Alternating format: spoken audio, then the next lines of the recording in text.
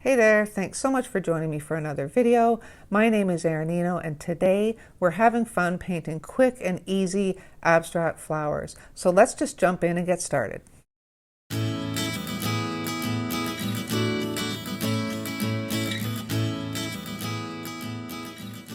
So to start, I'll run through my materials for you. Today I'm using my Arches cold press watercolor paper. It's 100% cotton, 140 pound. My sheet size is roughly 6x9. I just cut my pad sheet in half. I have it taped down. You don't have to have it taped down. It's just to speed things up. I'm going to be using my heat tool, and when you do that, your paper can kind of buckle a bit if it's not taped down. I have my Van Gogh paints in my palette, a jar of water and a paper towel, and I'm going to be using 2 of my Princeton snap brushes, one in a size 10 and one in a size 2, both round. Okay, so to start, you want to pick 2 colors that when they're blended together aren't going to give you a muddy brown. So be careful not to pick colors that are opposite each other on the color wheel, because when they kind of blend together, they will kind of go muddy and brown on you. So I am going to be using Permanent Red Light, which is more orange, and yellow. Okay, so my size 12 brush is what I'm going to be using for the flower part, and my smaller brush I'm just going to reserve for the stem. So I'm going to take my brush and get some I'm using Azo Yellow Medium. I have Lemon Yellow, but I kind of thought that might be too bright, and it doesn't show well on white paper, so that's why I'm choosing the Azo Yellow Medium. And I'm going to be using Permanent Red Light, which really is just a pretty bright orange. It's more orange than red for sure. Okay, so that's what I'm going to be starting with. And for our first layer, because we're doing these flowers in 2 layers, the first layer is going to be more of a wash. Okay, so I'm mixing up a lot just because I want to be able to go back in there. But I'm going to dip my brush in my water and get most of it off. Actually, I'm going to get all of it off my brush now, because I'm going to be using yellow first. So I'm going to dip my brush into the yellow and then into my water just to get some of it off my brush. And I'm going to have a flower up here and one down here. So I'm going to start at the base of where I want my flower to be, and I'm just going to tap in some of that yellow, just like that, maybe even a little more. And then I'm going to go back with just mainly water on my brush. I'm just going to start dragging this paint out, just pushing it all in crazy kind of squiggle flames almost. Okay, so I'm just pushing it out, and you can blend some of it so they're not like arms of flame. Okay, so I don't know if you can see that very well. Maybe I shouldn't have started with the yellow first, but hopefully you can see that okay. And I'm just going to make sure it's good and wet. You can put more pigment in if you want. It's going to dry lighter. And then I'm going to go in after we've got enough kind of flamey shapes there. So now I'm going to go into my orange, and again just get a little bit of it off my brush and tap it at the bottom. It's going to bleed into the yellow, which is what I want. Okay, and then I'm going to get most of it off my brush, tap off the excess water, and just drag these out and do some kind of flame shapes with this now. Okay, so we want this to kind of blend in and have soft bleeds with that yellow that we had first put down. Okay, so this first layer is kind of light, and then we're going to hit it with that second layer once this is dry. So you want some soft bleeds in there. Hard edges are okay as well, but I just don't want too many of them. Okay, so just like that, and then we're going to start another flower down here. So the yellow, and I'm going to have it kind of facing that way. So the base of it will be over here, just like that. And I'm going to start dragging it out, pushing it out in those kind of flame shapes that I said. So you just you're just playing and having fun at this point. Actually, this whole painting is playing and having fun. Just like that. Then I'm going to go into my orange again. Not too much water on my brush. I'm going to tap it down at the bottom. Then I'm going to clean my brush off, and I'm going to start dragging out some of the orange. So it now starts to bleed into the yellow and has some soft edges. Okay, so there's no pigment on my brush now. I'm just kind of moving around the pigment that's already on the paper. I want this to kind of face this way. Okay, so that's all there is to the first layer. Then we're going to let this dry and then put the second layer on top. So I will speed this up with my heat tool. Actually, I'm going to soften this edge a bit. There we go. So now I will dry it with my heat tool, and we'll come back and do the second layer. Okay, so now that this is pretty much dry, we're going to go over top and do the second layer, but I'm going to have more pigmented paint on this layer. If you go in with the same level of wash, it will darken it as well because you're just putting paint over paint, but I want it even deeper than that towards the base. So I'm going to start with the yellow, very highly pigmented at the base, and I'm just going to tap it in like we did before. And then I'm going to clean off my brush and drag it out. Okay, just like we already did.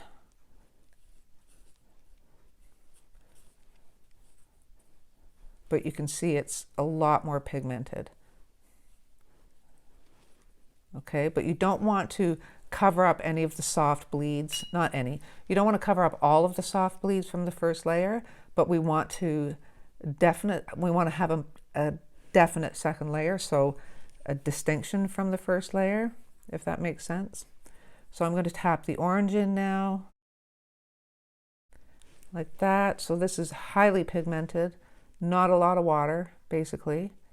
All right, and what I'm going to do is clean off my brush, tap it off on my paper towel, get most of the water off, and I'm just going to start dragging this out. See, so we've got a hard edge there. And you're just doing it in no particular shape or anything. You're just having fun with this. Okay, and then what you can do is just leave the harsh edges, and some of them will bleed into the yellow that we just put down. And if you have too many hard edges and you're not thrilled with them, just dampen your brush, or just clean your brush off, tap it off on your paper towel, and soften one of the edges. I like the hard edges. It's just part of the kind of dramatic effect, I guess, if I was to call it something. So I'm going to have a hard edge there, but I'm going to soften it up a bit. I'm just going to dry off my brush. This time I'm actually just going to dry my brush off completely and then just start flicking this out. Just like that. Okay, so you can just play around and do all kinds of things until you get it the way you want it. I'm also going to go back into that orange again because I want it even heavier down here, because it will dry lighter. I want it nice and bright. And you can even go in and just tap in some of that bright yellow. Okay, so I'm getting most of the water off my brush, and you can just also just kind of tap some of this in here. There's no rules here. It's abstract, which is the fun of it. I don't like what's going on here. I know I'm going to get a hard edge there, so I'm just going to blend that out with a clean, damp brush, like that. And then we're going to go down to this flower down here and do the same thing. So start with the yellow, tap it at the base, just drop some water there. And I'm going to clean off my brush and just drag it out. Again, not to the point where you're covering all your soft bleeds from your previous previous layer. So this is just nice and relaxing. It's good if you have painter's block too. So now I'll go into the orange here, permanent red light actually, and we'll start at the base like we did before.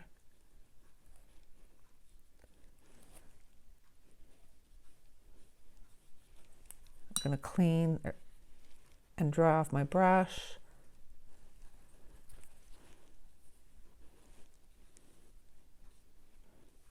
And just do these crazy, flamey kind of shapes. Again, if you want to introduce a little more yellow again, you can just kiss that edge of it to bring in some more yellow. You can soften some of your edges. You can bring some of it up here. Whatever you like. The beauty of abstract.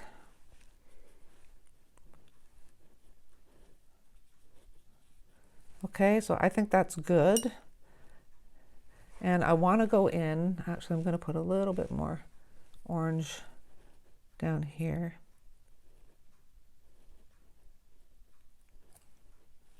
Not too much. Sop some of that up. So I want to go in while this is still wet and put the base of the flowers in.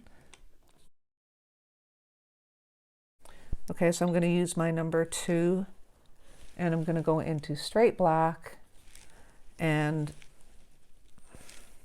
I want it heavily pigmented, but I want it watered down enough that it's going to bleed into the base of these flowers. So I'll just kiss the bottom of it. I'm not going to do the whole stem right now because I know this flower is not dry and I don't want it to bleed into that one. So I'm just touching it, and then I want to do some kind of crazy wispy things. So I'm just going to flatten my brush down and kind of flick it out. I hope my hands not block it, just like that. Okay, so you're just getting some kind of uncontrolled abstract base on your flower. And same thing down here, we'll just touch that. This stem I can do because it's not going to interfere with that one. So I'm actually going to do this, just a little squiggle.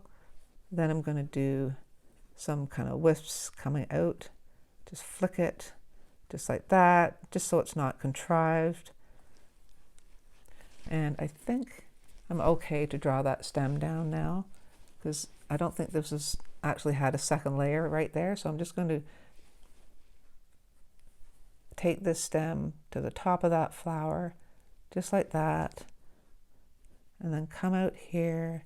And I think I may even just do a little kind of jut in the stem just to keep it nice and abstract, just like that. Okay, and if your black isn't bleeding into your flower enough, which I don't feel mine is, I'm just going to dampen. I'm just going to take a little bit of water and just touch that black again, just to kind of get it to bleed in a little bit more. It was just very slow to bleed, and I do want it to bleed into the flower more. Again here, and actually put a little bit more like that. Because I just want it to be a little more dramatic down at the base.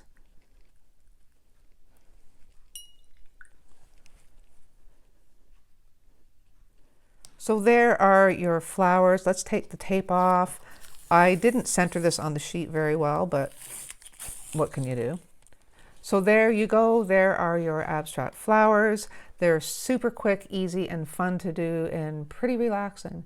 So I hope you guys enjoyed this tutorial and that you found it helpful, and maybe you'll try some abstract flowers on your own. If you do and you're on Instagram, please share your work and tag me so I can have a look. That's it for today. Thanks so much for joining me, and I'll see you next time.